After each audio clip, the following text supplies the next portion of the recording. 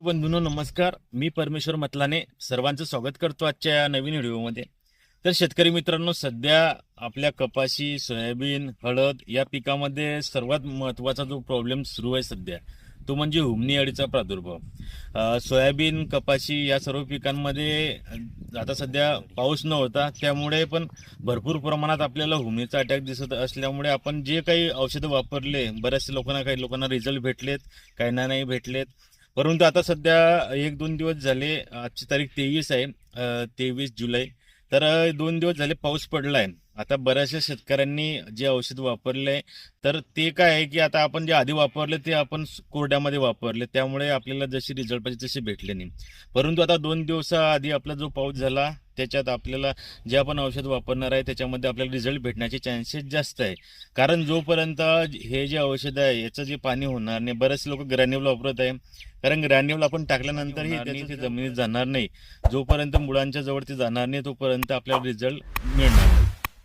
तर आपण आता सध्या लाखनवाडा इथे आहे, शेख युनुस शेख युसुफ यांच्या शेतामध्ये आहे. यांनी मॅनकाइन ॲग्रीटेक कंपनीचं ज्यूस फोर्स हे वापरलेलं आहे. या ज्यूस फोर्समध्ये थायोमेथॅक्झाम 1% आहे आणि क्लोरेंडा निलिफोल जे आहे ते 0.5% आहे.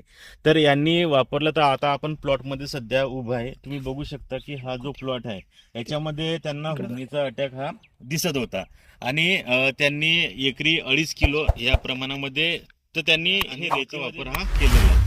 तर आम्ही आता भरपूर ठिकाणी बघितलं, उकरून पण बघितलं. तुम्ही बघू शकता इथं की हे उकरलेलं आहे. भरपूर ठिकाणी जिथं असं वाटत होतं तिथं आम्ही बघितलं आहे. परंतु हे जे हुमणीचा अटॅक आहे हा कमी झालेला आपल्याला आढळून येत आहे. बरेचसे 1-2 आम्हाला मेलेल्या पण दिसल्या. त्यामुळे तुम्ही जर तुमच्या शेतामध्ये हळद पीक असेल आणि कपाशी असेल किंवा कोणतेही पीक असेल तर तुम्ही त्याच्यासाठी ज्यूस फोर्सचा हा वापर करा. आपल्याला 1 एकरमध्ये 2.5 किलो याचा वापर करायचा आहे.